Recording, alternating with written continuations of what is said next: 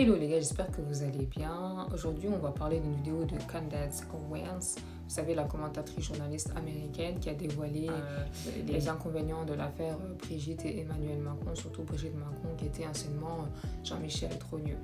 Donc, asseyez-vous bien, on va décortiquer ensemble. N'oubliez pas en tout cas de liker, de commenter et de vous abonner si vous êtes nouveau. Parti, on y va. Vous n'allez pas me croire. C'est l'un de ces épisodes où je dois vous faire une promesse à l'avance, mais je dis clairement la vérité. Vous pouvez vérifier par vous-même. Éric Dupond-Moretti, il déclare publiquement qu'il travaille avec les procureurs américains qui me poursuivent en justice pour aider à cette enquête. Et ce n'est pas un avocat ordinaire, c'est l'ancien ministre de la Justice de la France. D'accord, donc, considérez-le comme le procureur général de la France. Non, en fait, ces accents sont... Donc là, elle parle de Éric Dupond-Moretti, Jean-Michel Chagrin. Éric Dupond-Moretti a dit que vraiment c'était un des plus gros avocats de France. Et justement, ce Éric Dupond-Moretti, il s'occupe d'une affaire d'inceste. La première est connue sous le nom d'affaire Manache, qui fait référence à un homme, il s'appelait Denis Mansache. Denis Manache est un ingénieur très compétent. Il gravit les échelons dans une entreprise automobile et devient cadre supérieur. Donc vous voyez, il dit bien qu'il a l'habitude de prendre en charge des dossiers communs. Et justement, ce sont des dossiers... Après avoir revu la vidéo, il s'agit de la famille Menanchez, qui évidemment, c'est une affaire qui se passe en France. Il explique bien, le mec, il est ingénieur dans un garage, parce qu'il a gravé les échelons. Il s'est marié avec sa femme. Adore dépenser de l'argent. D'accord. Et Denis est heureux de la laisser dépenser de l'argent tant qu'ils parviennent à un accord. Et cet accord est qu'elle peut dépenser, il ne posera pas de questions tant qu'elle ferme les yeux.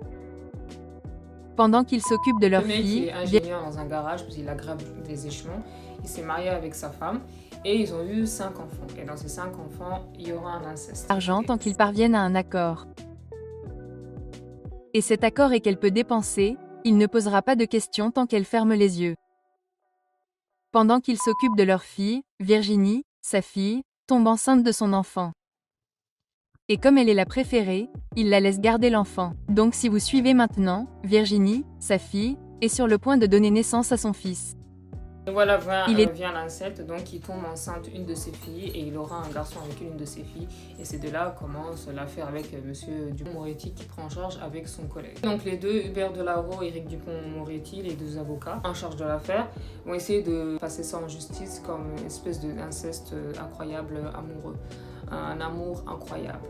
Un inceste d'amour incroyable. Et comme elle est la préférée, il la laisse garder l'enfant. Donc si vous suivez maintenant, Virginie, sa fille, est sur le point de donner naissance à son fils. Il est donc le grand-père et le père de Nicolas, que vous voyez en bas ici. Betty, la sœur cadette, a alors 18 ans.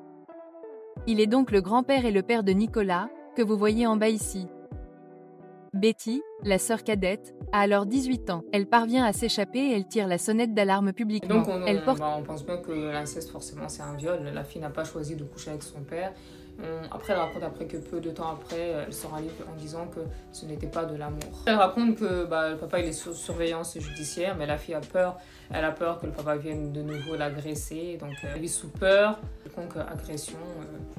Voilà quoi, donc elle a peur, ça se comprend. Elle parvient à s'échapper et elle tire la sonnette d'alarme publiquement. Elle porte plainte à la police. Autant dire que Denis et Lawrence sont bien sûr arrêtés, la mère et le père. Et devinez qui est intégré à son équipe juridique? D'accord. Éric Dupond-Moretti. Lui et un autre avocat avec qui il travaille, Hubert Delaro, commencent à faire passer tout ce qui se passe pour une histoire d'inceste heureux. Il explique au tribunal qu'il s'agit en fait d'un cas d'amour extraordinaire. On comprend, hein. Il faut rappeler quand même que les parents ont été arrêtés, le père et la mère. Oui, donc ensuite, là, elle raconte qu'avec un flingue, il va dans un garage. Donc on ne sait pas si à ce moment elle était enceinte du petit ou si elle avait accouché du petit. Mais je sais qu'il abat et le fils et la fille. Je me demande si cela va faire partie des tactiques utilisées lorsque Brigitte et Emmanuel viendront ici pour leur affaire. Quoi qu'il en soit, ne m'égarons pas ici. Ça marche. Denis est sous... on pense bien que l'inceste forcément c'est un viol. La fille n'a pas choisi de coucher avec son père. Après elle raconte que peu de temps après elle sera libre en disant que ce n'était pas de l'amour. Après elle raconte que le papa il est sous surveillance judiciaire, mais la fille a peur. Elle a peur que le papa vienne de nouveau l'agresser. Donc il faut rappeler quand même que les parents ont été arrêtés, le père et la mère. Là dans la vidéo, quand elle dit Fred a battu Frédéric et Virginie. Donc Virginie, Ah oui, il ne faut pas oublier aussi qu'au départ, elle avait dit qu'Éric Dupond-Moretti travaille avec d'autres avocats pour poursuivre Candace Owens. Je pense que sur l'affaire Brigitte Macron. Eh bien, la fille qui est tombée enceinte, et c'est Betty qui est parvenue à s'échapper, qui a vu tout ça, et elle a pu dénoncer son papa.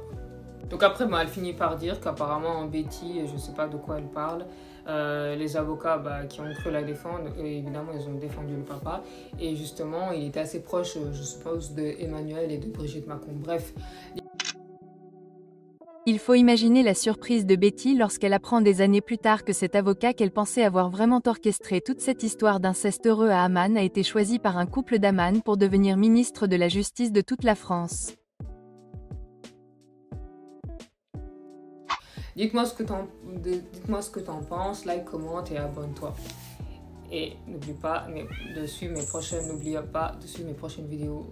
Et voilà, je te dis à plus, bisous, ciao ciao.